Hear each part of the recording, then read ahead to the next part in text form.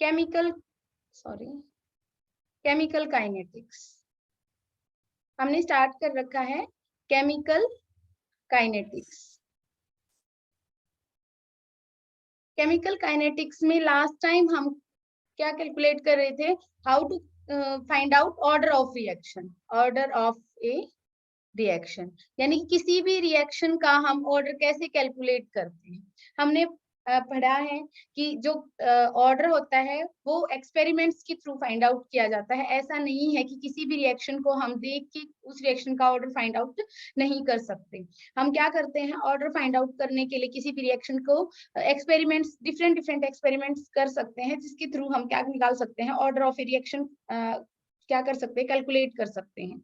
सबसे पहला जो मेथड था वो था हमारा ग्राफिकल मेथड, जो हम पहले कर चुके हैं। ग्राफिकल मेथड मैंने आपको बताया था किस तरीके से आपको जो डिफरेंट डिफरेंट फॉर्मूलेज हैं वो लगा के और ग्राफ्स की हेल्प से आप क्या कर सकते हो, किसी भी रिएक्शन का ऑर्डर फाइंड आउट कर सकते हो। ठीक है, ये वाला हम कर चुके हैं। सेकंड हमारा था, सेकंड जो मेथड था वो था इंटीग्रेटेड रेट लॉ मेथड। ये वाला भी हम कर चुके हैं, रेट लॉ मेथड ये वाला भी हम कर चुके हैं। ये हिट एंड ट्रायल मेथड था जिसमें के की वैल्यू आपको फाइंड आउट करनी थी, और के की वैल्यू किसी भी पर्टिकुलर रिएक्शन के लिए कांस्टेंट आती है। अगर कांस्टेंट नहीं आ रही है, मतलब आप क्या करते हो, उन वैल्यूज को पुट करके देखते हो, जो भी आप बहुत सारे डिफरेंट डिफरेंट वैल्यूज गिवन होंगी और उससे के की वैल्यू फाइंड आउट करते हो। ठीक है, अगर वो के कांस्टेंट वैल्यू आती है यानी कि तो वो जीरो ऑर्डर के लिए हो सकता है। अगर के की जो डिफरेंट डिफरेंट वैल्यूज हैं वो जीरो के लिए नहीं आती हैं और एक जैसी नहीं आती और डिफर आती हैं, तो इसका मतलब वो जीरो ऑर्डर के लिए नहीं है। और अगर के कौन सी वाले में, अगर जीरो ऑर्डर वाले वैल्यू में कांस्टेंट आ जाता है तो हम बोलते हैं कि ये वाला फर्स्ट ऑर्डर के लिए है। ठीक है, तो इस तरीके से हम करते हैं इंटीग्रेटेड रेट लॉ मेथड। ठीक है, थर्ड जो हमारा आता है उसको ध्यान से देखना है, वो है हमारा हाफ लाइफ मेथड, जो आज हम करेंगे। जहां से दो मेथड है हमारे जो बचते हैं, एक है हमारा हाफ लाइफ मेथड और एक फोर्थ जो हमारा मेथड होगा वो है हमारा initial rate method. Initial rate method, ये वाला मेथड ज्यादा इंपॉर्टेंट है, ये बहुत इंपॉर्टेंट हो जाता है। ठीक है, इनिशियल रेट मेथड कैसे फाइंड आउट करते हैं, ये चीजें हम अब सीखेंगे कि कैसे हम कैलकुलेट कर सकते हैं। ठीक है, आपको देखते ही ये पता चल जाएगा, आपको कंफ्यूज नहीं होना है कि चार मेथड हमें दे रखे हैं, हमें कौन सा अप्लाई करना है, हमें कैसे पता चलेगा। वो आपको जब मैं ये हाफ लाइफ मेथड बताऊंगी और इनिशियल रेट मेथड बताऊंगी तब मैं आपको बताऊंगी, बेटा देखो आप है ना अलग से देख के भी बता सकते हो कि कौन सा मेथड लगेगा।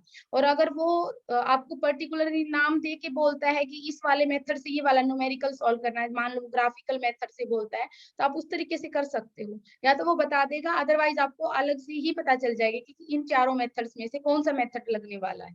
ठीक है, तो हम हाफ लाइफ मेथड के बारे में बात करते हैं। हाफ लाइफ मेथड हम स्टार्ट करते हैं, यानी कि अगर मैं आपसे बात करूं हाफ लाइफ क्या होता है। ठीक है, हाफ लाइफ मेथड, तो किसी रिएक्शन का हाफ लाइफ कैसे बोलते हैं हम, यानी वो वाला टाइम, हाफ लाइफ वो वाला टाइम होता है जब रिएक्शन की कंसंट्रेशन क्या हो जाती है, हाफ हो जाती है। उस टाइम, उस पर्टिकुलर टाइम को बोलते हैं हम टी हाफ।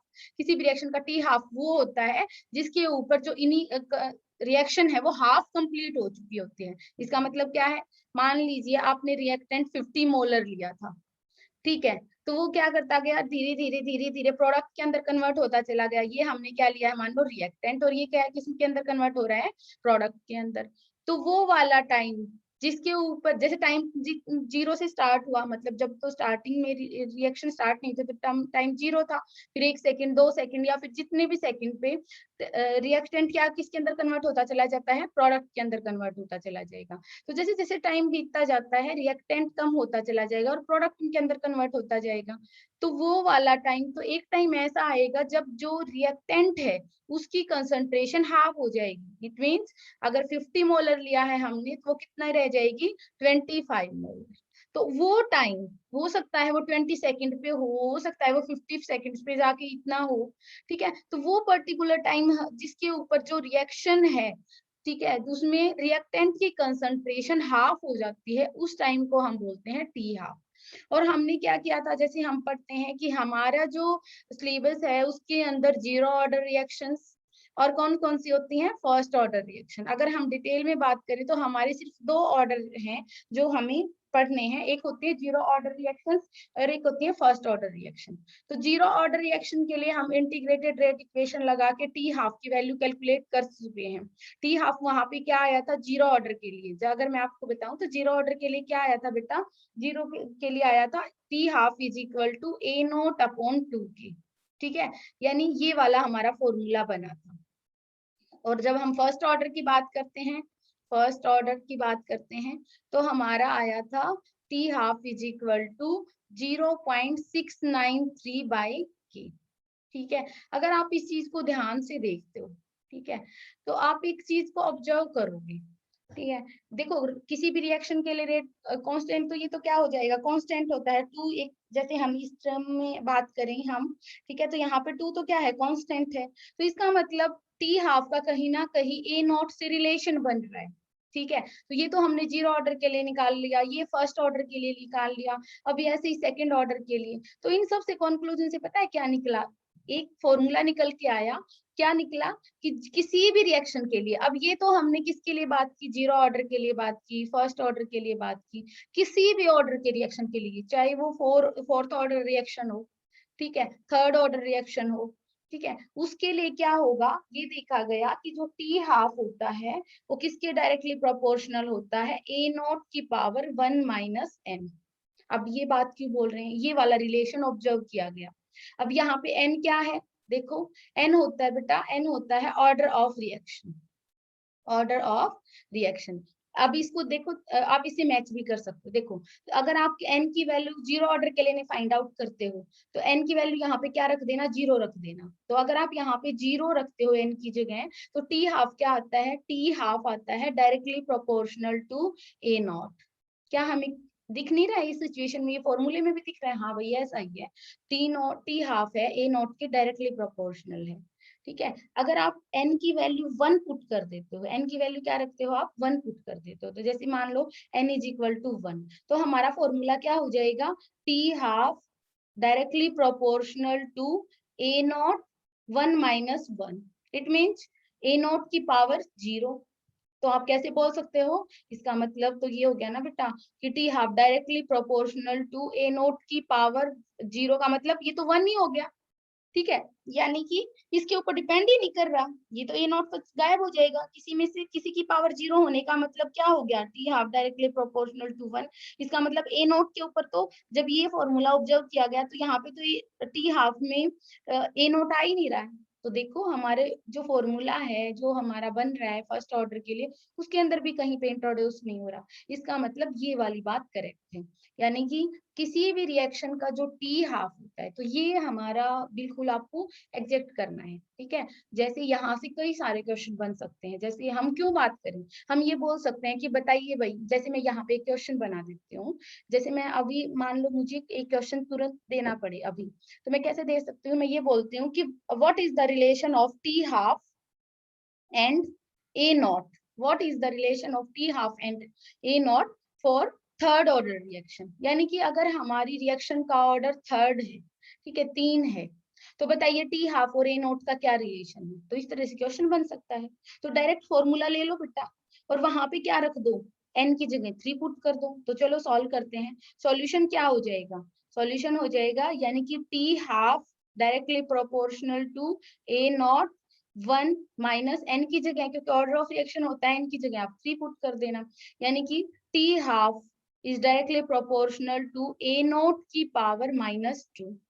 इसका मतलब इसको ऐसे भी तो लिख सकते हो ना कि टी हाफ, जैसे यहाँ पे लिख देते हैं, ऊपर लिख देते हैं ना, यानी कि t half is directly proportional to 1 by A naught का स्क्वायर। ठीक है, ये वाला ए नोट ऊपर गया था तो ये वैल्यू प्लस किया, ए नोट नीचे जाएगा तो ये सॉरी माइनस किया ऊपर है तो, और ये नीचे जाएगा यानी कि इसका इनवर्स करते हो तो ये प्लस की हो जाएगी। इसका मतलब आप ऐसे बोल सकते हो कि ये क्या होता है, inversely proportional to the square of initial concentration. तो आपको 4 ऑप्शंस भी दे सकता है, तो कोई भी क्वेश्चन बन सकता है। तो सिंपल आपको क्या हो गया, इसका मतलब ये वाला फॉर्मूला आपका इंपॉर्टेंट हो गया। जैसे कि मैं आपको बोलती हूँ, देखो कुछ बच्चे बहुत सिंसियरली काम करते हैं, और उन बच्चों की कुछ ट्रिक होती है। देखो जब भी कोई चैप्टर करते हैं तो उसका एक माइंड मैप बनाना होता है। माइंड मैप बनाने का मतलब कि आपने एक पेज सेलेक्ट किया, जैसे मान लो आपने की पेज लिया, ठीक है, जैसे आप भी जो भी चैप्टर स्टार्ट करो, जैसे काइनेटिक स्टार्ट कर रखी है आपने मान लो, ठीक है, तो उसका फर्स्ट पेज को ब्लैंक छोड़ दिया करो। फर्स्ट पेज को ब्लैंक छोड़ दिया करो, क्यों बेटा, क्योंकि उस फर्स्ट पेज पे, ठीक है, सिर्फ और सिर्फ इंपॉर्टेंट फॉर्मूले लिख लिया करो, बाकी चैप्टर स्टार्ट करते जाओ। ठीक है, जैसे ही मान लो आपने फर्स्ट पेपर अपनी नोटबुक का हमेशा ब्लैंक छोड़ दिया होता, तो उस ब्लैंक छोड़ रखा है मान लो, तो उस पे जाके हम इस तरीके से ये आप बिल्कुल ये छोटा सा फॉर्मूला लिख दो कि t half is directly proportional to A naught की पावर 1 माइनस एन। ठीक है, तो आप ये वाला फॉर्मूला वहां पे क्या लिख सकते हो, सिंपल सी बात है। ठीक है, तो ये कुछ ट्रिक होती हैं जो, देखो मेहनत सभी करते हैं, लेकिन कुछ तरीके होते हैं जिनसे हम औरों से आगे निकलते हैं। तो इस तरीके से मैं बोलती हूँ बेटा, देखो एक पेज आपको जरूर छोड़ना चाहिए, उसके ऊपर आपको मैक्सिमम बातें लिखनी होती है सिर्फ शॉर्ट फॉर्म में। ठीक है, सभी बच्चों को ये वाला काम करना चाहिए, एटलीस्ट केमिस्ट्री में तो जरूर करना चाहिए। ठीक है, तो चलो अगर आप ये किसी चाहे लास्ट में बना लो, कहीं पे भी बना सकते हो ये वाला पेज, तो वहां पे ये फॉर्मूला जरूर मेंशन कर लेना। अब चलो, अब कैसे मेथड लगाते हैं, जैसे टी हाफ है, ठीक है, तो किसी फर्स्ट, अगर टी हाफ ऑफ फर्स्ट की बात करें, किसी एक रिएक्शन के लिए बात करें, तो वो क्या हो जाएगा, टी हाफ ऑफ 1, यानी कि जो ए नॉट फर्स्ट, मतलब मान लो दो कंडीशंस दे रखी हूँ, ठीक है, एक रिएक्शन ये दे रखी हो और एक रिएक्शन और दे रखी हो, ठीक है, तो आप क्या कर सकते हो बेटा, दूसरी रिएक्शन के लिए क्या हो जाएगा, t half of second is directly proportional to A naught, उसका जो इनिशियल कंसंट्रेशन होगी, ठीक है ना, उस रिएक्शन की जो इनिशियल कंसंट्रेशन होगी, मतलब कि जब इनिशियल कंसंट्रेशन, देखो आपको पता है किसी भी रिएक्शन के लिए इनिशियल कंसंट्रेशन जो होगी उसी के कॉरेस्पॉन्डिंग टी हाफ होता है। अगर इनिशियल कंसंट्रेशन आप कुछ और लेते हो, 1 लेते हो, मान लो मैं 1 से रिप्रेजेंट करवा रही हूँ, तो टी हाफ भी उसी के कॉरेस्पॉन्डिंग बनेगा। अगर आप इनिशियल कंसंट्रेशन कुछ और लोगे, ठीक है, तो वो 2 से मेंशन करवा दिया, तो टी हाफ भी उसी के कॉरेस्पॉन्डिंग बनेगा। ठीक है, तो हमारी दो इक्वेशन बन गई, इक्वेशन 1 और इक्वेशन 2। ठीक है, तो मैं एक इस इक्वेशन को सेकंड इक्वेशन से डिवाइड करवा देती हूँ। ठीक है, तो डिवाइड करवा देते हैं, तो इसका मतलब क्या हो गया, t half of first divided by t half of second is directly proportional to A naught of first की पावर 1 माइनस एन और ए नॉट ऑफ सेकंड की पावर 1 माइनस एन। ऐसे लिख सकते हैं ना हम, ठीक है, बिल्कुल लिख सकते हैं। और अगर आपका क्या हो, पावर सेम हो, ठीक है, अगर क्या होते हैं, देखो जैसे मान लो 2 की पावर 3 है, या फिर 2 की पावर यहाँ 4 की पावर 3 है, तो 2 बाई 4 की पावर 3, तो ये ओवरऑल के ऊपर भी लग जाता है। इसको कैसे कर सकते हो मैथमेटिकली, आगे फर्दर कैसे सॉल्व कर सकते हैं, अगर मैं इस चीज को, ये वाली बात को अगर ऐसे लिख दूं ना, यानी कि t half of first divided by t half of second, ठीक है, directly proportional to initial concentration of first divided by initial concentration of second की पावर 1 माइनस एन। ये भी एक ही बात है। ठीक है, दोनों का क्या है, अगर पावर सेम है, ठीक है, तो हम इस तरीके से भी क्या कर सकते हैं, इस चीज को लिख सकते हैं बिल्कुल। ठीक है, तो हमारा क्या निकल गया, ये फॉर्मूला बन गया। ठीक है, हमारा क्या बन गया, एक फॉर्मूला बन गया। अब इसी से बेस्ड न्यूमेरिकल देगा, मतलब कि वो क्वेश्चन यहीं से पुट करेगा आपको, डिफरेंट डिफरेंट सिचुएशंस देगा और आपसे पूछेगा कि बताइए भाई, आप ऑर्डर कैलकुलेट करिए, एन की वैल्यू कैलकुलेट करिए। अब हमारा क्वेश्चन लेते हैं हम, ठीक है, जैसे क्वेश्चन के थ्रू समझाते हैं। क्या था, क्वेश्चन दे रखा है द हाफ लाइफ, यानी कि आपको हाफ लाइफ दे रखी है, half life period of a substance is 50 minutes, minute लिख दो, 50 मिनट at a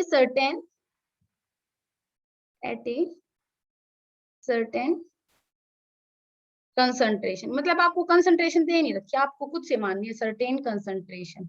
हो सकता है वो दे भी दे, ठीक है, उससे कोई फर्क नहीं पड़ेगा, आप वैल्यूज पुट कर देना।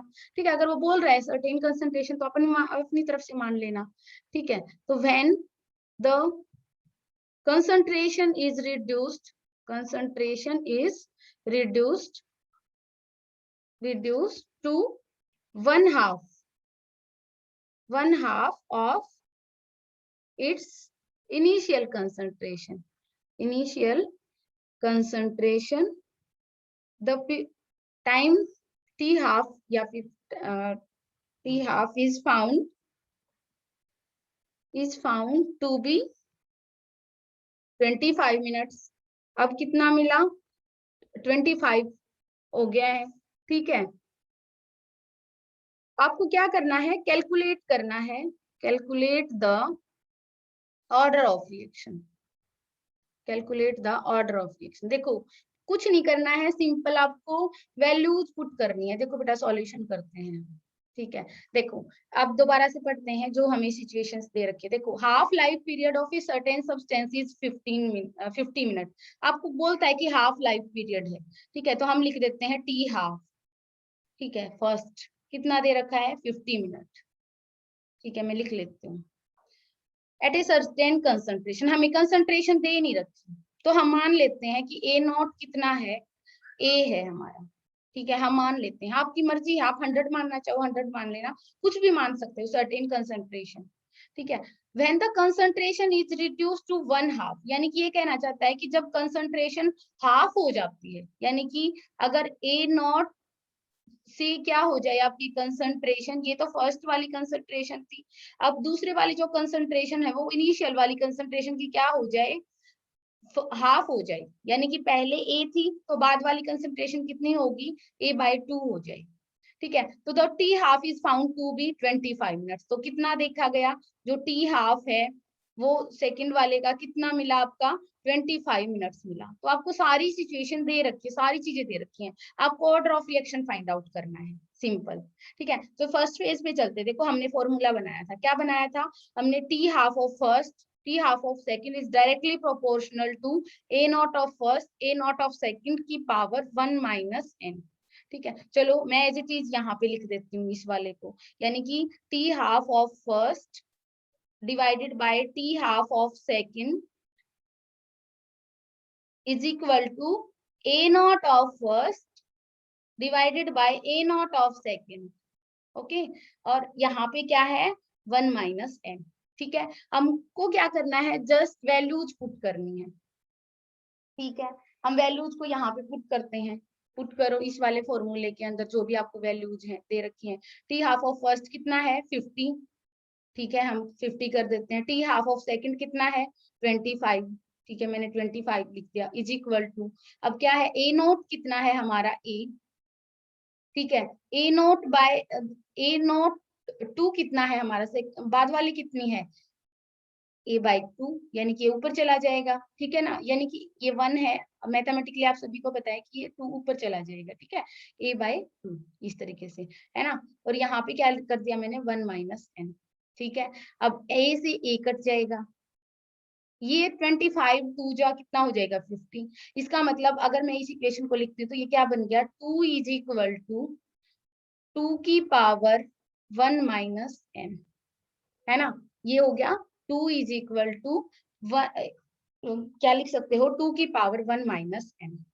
ठीक है, अब आपसे पूछता है n कितना होना चाहिए। ठीक है, आपको पता है अगर बेस सेम होंगे, देखो मैथमेटिकली कैसे करते हैं, बेस अगर सेम होंगे, मैथ्स में क्या होता है बेटा, अगर बेस सेम होंगे ना तो पावर भी क्या होंगी? सेम हो जाएंगे, इक्वल कर देंगे, यानी कि बेस सेम है तो पावर को हम क्या कर सकते हैं? इक्वल कर सकते हैं। ठीक है, यानी कि अगर ये वाला 2 है और ये वाला भी 2 है तो आप इस 1 को इस 1 minus n के इक्वल पुट कर सकते हो। ठीक है, तो कर दो, 1 is equal to 1 minus n। ठीक है, तो अब n किसी भी तरीके से कर लो, n को इस साइड ले जाओ, 1 को इधर ले आओ, तो n कितना हो गया हमारा? आप इस साइड लेके गए प्लस का और ये 1 इधर आ गया, तो यानी कि 1 minus 1 इज इक्वल टू 0। तो n यानी कि ऑर्डर ऑफ रिएक्शन हमारा आ गया 0। ठीक है, देखो मैं बच्चों को सिखाती हूँ ना, मोस्टली बच्चे इस वाले फॉर्मूले से सीखते हैं कि भाई बेस सेम है तो पावर सेम हो जाती है। हालांकि मैं तो डायरेक्ट एज्यूम करवा देती हूँ, देखो बेटा 2 की पावर 1 है और यहाँ इस वाले हिस्से को इस वाले, देखो दूसरा मेथड बता रही हूँ है ना, डायरेक्ट भी अंदाजा लगा सकते हो ना, इस वाले हिस्से को इस वाले हिस्से के इक्वल करो, कैसे कर सकते हो, 2 की पावर 1 है यहाँ पे भी 2 की पावर 1 बनाओ, तो कैसे कर सकते हो, n की पावर अंडरस्टूड है 0 है, ठीक है। या तो वो ऐसे अपना खुद का वैसे अजम्पशंस लगा के भी कर सकते हैं, ये तो हम जैसे देखते ही बताने वाली बात हो जाती है। लेकिन अगर बच्चे को इस तरीके से समझ नहीं आता तो आप ऐसे समझ सकते हो, अगर बेस सेम है तो पावर्स को हम क्या कर सकते हैं, इनकी पावर्स को इक्वल पुट कर देंगे हम, ठीक है। तो ये कितना हो जाएगा, n कितना हो जाएगा हमारा 0 हो जाएगा, ठीक है। तो हमारा ऑर्डर ऑफ रिएक्शन कितना आ गया, 0 आ गया। तो इस तरीके से क्वेश्चन पूछेगा। तो देखो अगर आपसे आपको हाफ लाइफ मेथड कब लगाना है ऑर्डर ऑफ रिएक्शन कैलकुलेट करने के लिए, तो अंडरस्टूड है बेटा, तभी लगा सकते हो जब आपको टी हाफ दे रखा होगा, ठीक है, 2 तो टी हाफ दे रखे होंगे, ए नॉट दे रखा होगा, तब हाफ लाइफ वाला मेथड लगाना है आपको ऑर्डर ऑफ रिएक्शन कैलकुलेट करने के लिए। अब इसके लिए आप इंटीग्रेटेड रेट इक्वेशन थोड़ी ना लगा सकते हो, वहां तो के की वैल्यू पुट करनी होती है, इनिशियल और फाइनल, वहां पे टी हाफ नहीं रखना होता हमें, है ना। तो अगर 4 मेथड है तो उनमें से ये वाला मेथड लगेगा इस टाइप के क्वेश्चन के लिए, ये आपको देखते ही समझ आना चाहिए, ठीक है। अब नेक्स्ट मेथड पे चलते हैं, यानी कि अगर हमारा टी हाफ वाला मेथड हो गया है तो हम मतलब नेक्स्ट पे मूव करते हैं। अगर किसी बच्चे को कोई भी डाउट है तो वो हैंड रेज कर सकता है या पूछ सकता है, आप तो अनम्यूटेड हो। हाँ जी, किसी भी बच्चे को कुछ भी डाउट है तो बेटा पूछ सकते हो। ओके, नेक्स्ट पे चलते हैं। चलो नेक्स्ट आता है हमारा, यानी कि जब हम फोर्थ मेथड की बात करते हैं, फोर्थ भी बहुत आसान है, अगर ध्यान से करोगे तो बहुत आसान है, ठीक है। एक क्वेश्चन समझाएंगे उसी से हो जाएगा, और इम्पोर्टेंट भी है, सीरियसली बताऊं तो इम्पोर्टेंट भी है, ठीक है। यानी कि जब हम क्या करते हैं, initial initial initial rate method, ठीक है, इनिशियल रेट मेथड। अब इस मेथड के अंदर क्या दे रखा होता है, जब हम इनिशियल रेट मेथड की बात करते हैं, एक्चुअली होता क्या है बेटा, यहाँ पे आपको जैसे मान लो एक पर्टिकुलर रिएक्शन है, ए और बी से क्या हो रहा है, सी में फॉर्मेशन हो रही है, ठीक है। ए और बी मतलब रिएक्ट करके सी की फॉर्मेशन कर रहे हैं, यानी कि हमारा प्रोडक्ट सी की फॉर्मेशन हो रही है। क्या करेगा एग्जामिनर, आपको डिफरेंट डिफरेंट इनिशियल कंसंट्रेशन बताएगा, यानी कि आपको कई सारे एक्सपेरिमेंट्स देगा। जैसे अगर हम वो आपको यहाँ पे ए नोट की कंसंट्रेशन, इनिशियल कंसंट्रेशन मतलब ए नोट की कंसंट्रेशन देगा, बी नोट की कंसंट्रेशन देगा, ठीक है, और आपसे बोलेगा और रेट दे देगा, क्या दे देता है, रेट। देखो वो कई एक्सपेरिमेंट्स देगा, एक्सपेरिमेंट फर्स्ट देके ये बोलेगा कि ए नोट की कंसंट्रेशन इतनी लेते हैं, बी नोट की कंसंट्रेशन इतनी लेते हैं, और तो हमारी रेट इतनी आती है। देखो आप सभी को पता है कि रेट किसके ऊपर डिपेंड करेगी, अब कंसंट्रेशन जितनी लोगे उसके ऊपर डिपेंड करती है, हमने पढ़ा है कंसंट्रेशन ज्यादा लोगे, ठीक है, तो नंबर ऑफ कॉलिजन ज्यादा होंगे, और कॉलिजन ज्यादा होंगे तो रेट ऑफ रिएक्शन भी फास्ट होती है, ठीक है, सिंपल सा फॉर्मूला है। अगर इनिशियल कंसंट्रेशन ज्यादा लेते हो, यानी कि एक कंटेनर के अंदर ए और बी ज्यादा लोगे बेटा स्टार्टिंग में ही, तो ज्यादा कॉलिजन होंगे, ज्यादा कॉलिजन होंगे तो ज्यादा प्रोडक्ट बनेगा, तो रेट भी फास्ट होगी। और फर्स्ट एक्सपेरिमेंट, फिर ये दूसरा एक्सपेरिमेंट आपको बताएगा, दूसरे एक्सपेरिमेंट में फिर से बताएगा कि नहीं भाई अगर ए नोट की मैं इतनी लेता हूँ और बी इतना लेता हूँ तो रेट इतनी आएगी। थर्ड फिर से एक्सपेरिमेंट बता देगा, मतलब वो इस तरीके से आपको इनिशियल रेट बताएगा कि हमारी मेरी इनिशियल रेट इतनी आ रही है, अगर मैं कंसंट्रेशन को इतना ले रहा हूँ तो मेरी इनिशियल रेट इतनी आ रही है। तो आपको फाइंड आउट करना है वहां पे कि ऑर्डर ऑफ रिएक्शन क्या है उनको देख के। अब करना कैसे होता है, जैसे हम एक एग्जांपल लगा के बताते हैं, ये क्वेश्चन सिर्फ और सिर्फ एक एग्जांपल से हो सकता है। तो सिंपल कैसे करना बेटा, आपको डिफरेंट डिफरेंट रेट्स को फिर कंपेयर करवा देना। जैसे जैसे मान लो इसकी कंसंट्रेशन यहाँ पे दे रखी होती, ठीक है, इसकी भी कंसंट्रेशन दे रखी होती, तो ये मान लो R1 ले लिया, ठीक है, और ये R2 ले लिया, फिर R1 को R2 से डिवाइड करवा देते हैं, ठीक है। अब करके दिखाते हैं कैसे करते हैं, यानी कि ये वाला मेथड, जैसे एक क्वेश्चन लेते हैं उसको करके दिखाते हैं। देखो एक बार किसी भी चीज को करते हो बेटा, तो मैं आपको बोलती सिर्फ एक, मतलब अगर मान लो आप 40 मिनट का लेक्चर लगा रहे हो तो 40 मिनट में आपका पूरा ये हो जाना चाहिए कि 40 मिनट में जो सिखाया है ना वो तो मैं कभी भूलूंगा ही नहीं, ठीक है। देखो जिस चीज पे आप टाइम लगा रहे हो तो एटलीस्ट उसको तो दिमाग के अंदर बिल्कुल ऐसे बिठा लो कि हाँ भाई 40 मिनट में मेरा ये वाला क्लियर हो गया। ठीक है, तो एटलीस्ट ये दो वाले आपके कंसेप्ट हो जाने चाहिए। देखो, कोई रिएक्शन दे रखी है आपको, और क्या दे रखी है, जैसे आपको रिएक्शन लिख रखी है क्वेश्चन के अंदर, 2a प्लस बी से क्या बन रहा है, हमारा सी की फॉर्मेशन हो रही है, सी प्लस डी, क्वेश्चन में दे रखा है सी प्लस डी। ठीक है, फिर वो आपको बताता है, जैसे मैंने अभी बताया कि वो ए की कंसंट्रेशन बताता है और वो बी की कंसंट्रेशन बताता है। ठीक है, और इनिशियल रेट बताता है। क्या बताता है वो आपको, इनिशियल रेट। ठीक है, इनिशियल रेट अगर वो आपको बताता है, वो बताता है कि जैसे एक्सपेरिमेंट फर्स्ट, जैसे हम अभी बात कर रहे थे, वैल्यूज लेने के बाद ही हमें पता चलेगा, एक्सपेरिमेंट फर्स्ट देता है वो आपको। तो वो कहता है कि ए की कंसंट्रेशन मैंने 0.1 ली और बी की कंसंट्रेशन अगर मैंने 0.1 ली, तो जो मेरी रेट थी ना, इनिशियल रेट, वो कितनी आ रही थी, 6.0 इंटू 10 की पावर -3। ठीक है, फिर वो सेकंड एक्सपेरिमेंट बता देगा, वो सारी चीजें आपको देगा, आपको कुछ नहीं करना है, आपको यहाँ तक सारी चीजें देगा। ठीक है, फिर उसके बाद जो आपको लगाने हैं, क्वेश्चन लगाने हैं, देखो वो बोलता है अगर मैं ए की कंसंट्रेशन 0.3 लेता हूँ और अगर मैं बी की कंसंट्रेशन को 0.2 ले लेता हूँ, तो जो मेरी इनिशियल रेट है वो कितनी आती है, 7.2 इंटू 10 की पावर -2 आती है। ठीक है, चलो भाई, ठीक है, हमें क्या करना है, कुछ भी दे दो, हम फाइंड आउट कर लेंगे। फिर वो थर्ड एक्सपेरिमेंट आपको देता है, यानी कि 0.3 लेता हूँ और ये वाला अगर मैं 0.4 लेता हूँ, तो मेरी जो रेट आती है वो आती है 2.88 इंटू 10 की पावर -1। ठीक है भाई, और फोर्थ भी आपको देता है और वो आपको बताता है कि 0.4 लेता हूँ और ये लेता हूँ 0.1, तो मेरी रेट आती है 2.4 इंटू 10 की पावर -2। ये उसका क्वेश्चन है, और आपसे बोलता है कि order of reaction find out करो। इतनी वैल्यूज आपको देने के बाद वो आपसे बोलता है कि ऑर्डर ऑफ रिएक्शन बताओ, एन कितना होगा इस रिएक्शन के लिए, वो बताओ। चलो ठीक है, हम फाइंड आउट करते हैं। हमारा सॉल्यूशन स्टार्ट होता है यहाँ से। अब एक बात बताओ बेटा, सिंपल सी बात मुझे बताओ कि इसको तो देख के हमें बेसिक से रिएक्शन दे रखी है, हम किसी भी रिएक्शन को देख के तो ऑर्डर कभी फाइंड आउट नहीं करते ना।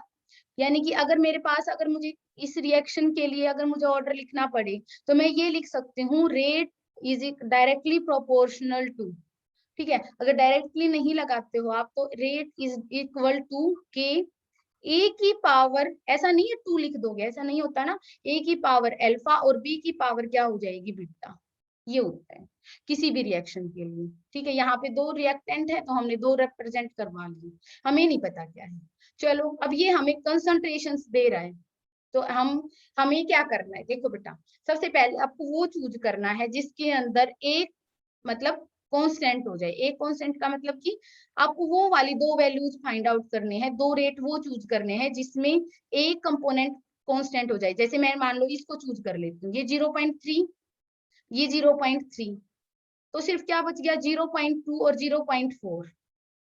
ठीक है, यानी कि एक कंपोनेंट, देखो अगर मेरे कंटेनर में क्या है, ए और बी है।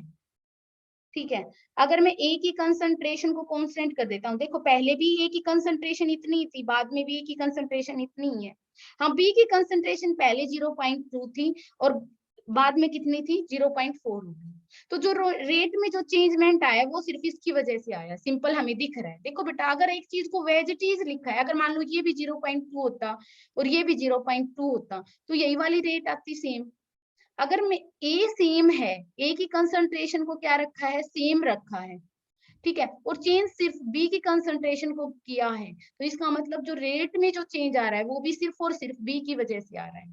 ठीक है, इसलिए तो हम क्या करते हैं, हम उन दो एक्सपेरिमेंट्स को उठा लो, उन दो वैल्यूज को पकड़ लो जिसमें कम एटलीस्ट एक कंपोनेंट, चाहे ए चाहे बी, इक्वल हो। जैसे इसमें क्या है, ए इक्वल है। ठीक है, तो मैं इन दो वैल्यूज को मतलब उठा लेती हूँ। मतलब कैसे है, अब क्या कर सकते हैं, देखो अगर मुझे R1 लिखना पड़े, ठीक है, मतलब R1 का मतलब क्या है, अब R1 रेट, ठीक है, और A और B, तो हमें ये वाली वैल्यूज पता है ना, R1। ठीक है, R1 क्या है, यानी कि R की जगह मैं क्या लिख सकती हूँ, अगर मैं इन वैल्यूज को उठाऊं तो मैं यहाँ पे लिख सकती हूँ बेटा 7.2, ठीक है, इजी 7.2 इंटू 10 की पावर -2 इज इक्वल टू के। और ए की जगह क्या रख दोगे, आप देखो ए की जगह क्या लिख सकते हो, 0.3, ठीक है, पावर अल्फा ही रखो, ठीक है। और बी की जगह क्या रख सकते हो बेटा, बी की जगह आप रख सकते हो 0.2, क्योंकि 0.2 की पावर बीटा। देखो हमने एज इट इज इसमें वैल्यूज पुट की हैं, हमने कुछ नहीं किया बेटा। मैंने आर की जगह ये वाली सारी वैल्यूज 7.2 इंटू 10⁻², ए की जगह 0.3 और बी की जगह मैंने क्या रख दिया है 0.2 बीटा। ये वैल्यूज पुट की है मैंने सिंपली, ठीक है। अगर मैं नेक्स्ट पेज पे जाऊं, ठीक है, तो दोबारा से देखो, अब ये क्या हो जाएगा हमारा 0.3, 0.4 और रेट कितनी होगी, मान लो यहीं पे लिखते हैं हम, ठीक है। दो वैल्यूज को हम यहीं पे करवाते हैं ताकि थोड़ा सा कंफ्यूजन ना हो, ठीक है। तो हमारी एक, ये वाला इक्वल कर देते हैं, तो हमारी एक इक्वेशन तो ये होगी ना हमारे पास सिंपल। अगर मैं बात करूं तो एक तो हमारे पास ये होगी, ठीक है। तो दूसरी स्टेटमेंट क्या बन सकती है, दूसरी स्टेटमेंट बन सकती है बेटा, इस वाले को ले लो, इस वाले को कंसीडर कर लो, तो ऑब्वियस सी बात है लिख दो। पहले तो रेट की जगह, तो रेट तो इतनी है ना, तो 2.88 इंटू 10⁻⁻1 इज इक्वल टू, और के तो एज इट इज रहेगा, ए की कंसंट्रेशन 0.3 और बी की कंसंट्रेशन कितनी है 0.4, और अल्फा और बीटा मेरी मतलब दो इक्वेशंस बन गई ये वाली, ठीक है। मेरी अगर ये दो इक्वेशंस बन गई तो इक्वेशन फर्स्ट और ये होगी हमारे पास इक्वेशन सेकंड, ठीक है। तो हमने क्या किया, सिर्फ कुछ नहीं किया है, उन वैल्यूज को उठाया है और इस फॉर्मूले के अंदर पुट कर दिया है, ठीक है। अब आप क्या कर सकते हो, अब इस एक को दूसरे से डिवाइड करवा दो, एक को क्या करवा दो सेकंड वाली से, या फिर सेकंड वाली को फर्स्ट वाली से डिवाइड करवा दो, ठीक है भाई। नेक्स्ट पेज पे करवा देते हैं हम, जो वैल्यूज दिख रही हैं हमें, हम उसको देखो क्या है, इसी इनको 2 को 1 से डिवाइड करवाते हैं, तो क्या करवाते हैं 2 डिवाइडेड 1, यानी कि सेकंड वाली वैल्यूज को हम फर्स्ट वाली वैल्यू से डिवाइड करवाते हैं, यानी कि सेकंड वाली वैल्यू क्या थी हमारे पास 2.88 इंटू 10⁻⁻1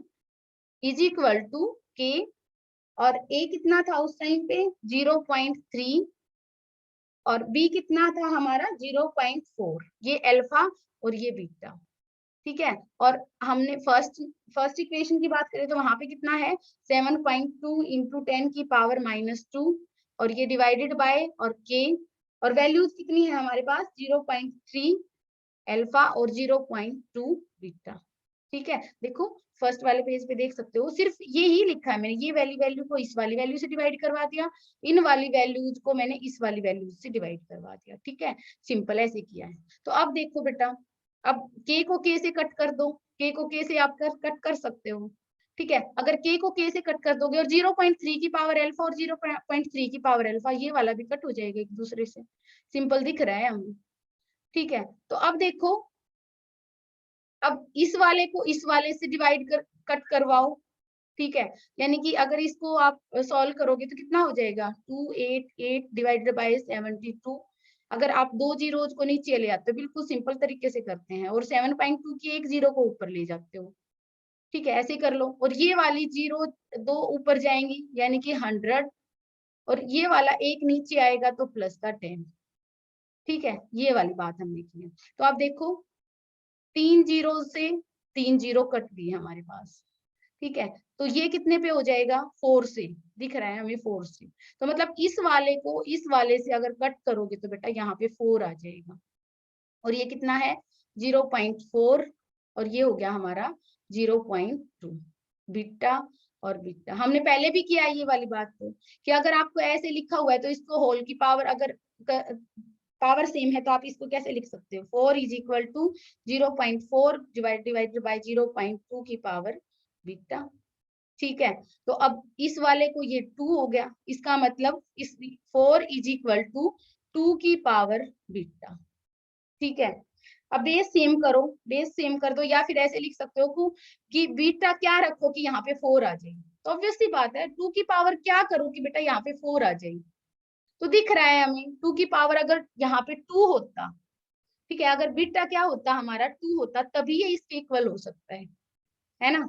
तो बीटा इज इक्वल टू 2, हमारे पास क्या आ गया बीटा आ गया, बीटा की वैल्यू आ गई, यानी कि हम फर्स्ट क्वेश्चन को अगर देखें तो हमारे पास ये वाली जो इक्वेशन में से ये वाली वैल्यू हमें पता चल गई, ठीक है, तो बीटा का तो हमें पता चल गया। अब हमें अल्फा और देखो ओवरऑल ऑर्डर ऑफ रिएक्शन कैसे कैलकुलेट करते हो, अल्फा प्लस बीटा।